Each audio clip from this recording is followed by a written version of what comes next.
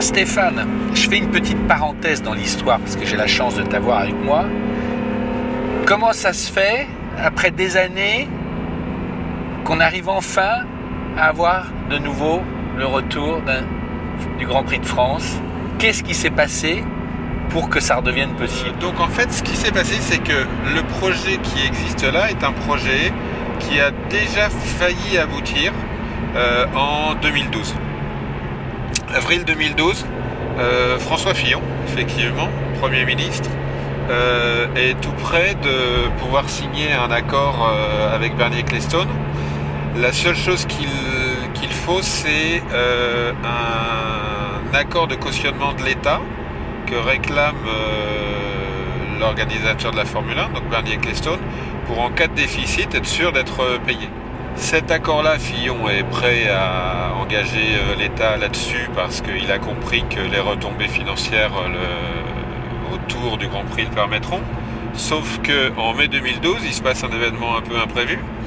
C'est l'élection de François Hollande, le remplacement au ministère des Sports de David Douillet par Valérie Fourneron, qui fait faire un audit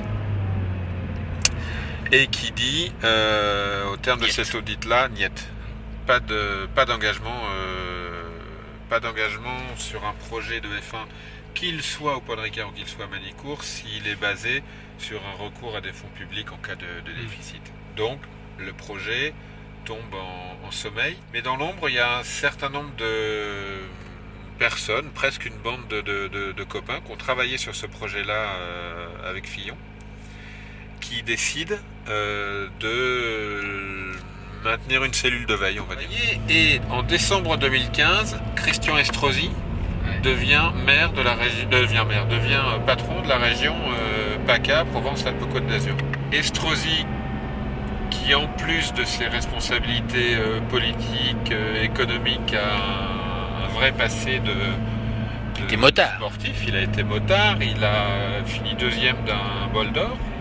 Il étudie financièrement ce que ça peut donner. Il arrive au même chiffre que tout le monde était déjà arrivé, mais sur lequel l'État ne s'était jamais penché.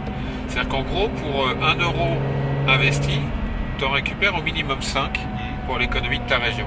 Et là, il se dit 30 millions le budget du Grand Prix de France par rapport à, je crois que c'est 3 milliards le budget que gère la région PACA. 30 millions, c'est rien. On va l'équilibrer moitié pour les recettes du Grand Prix, du public, de la billetterie, et moitié pour les fonds publics. Et là, sur les fonds publics, on en met 14 millions et on se paye largement, ils estiment à 65 millions les retombées économiques directes ou indirectes. Donc Estrosi, il dit ok, on va se payer, c'est bon, on le fait. Voilà, en fait. Donc c'est lui qui se porte garant par rapport à l'État, c'est la région en fait. Voilà, alors il passe par des systèmes économiques comme ce qu'ils appellent un GIP, un groupement d'intérêt public, qui est le genre de choses qu'on met en place pour organiser une Coupe du Monde de football, un Euro de football, etc. Et d'ailleurs, la région PACA est actionnaire majoritaire de ce GIP, qui est celui qui va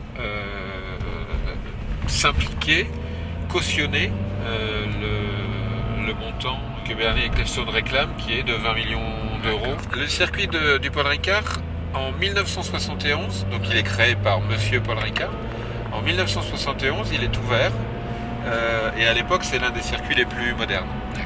Et petit à petit, évidemment, le temps passant, il risquait de perdre de sa modernité, et il faut reconnaître aux actionnaires privés de ce circuit, dont l'un a été Bernier Ecclestone pendant des années, qu'ils ont réussi à en faire à le conserver comme un circuit ultra moderne en le faisant évoluer au fur et à mesure, pour en faire une piste d'essai surtout, une piste d'essai F1.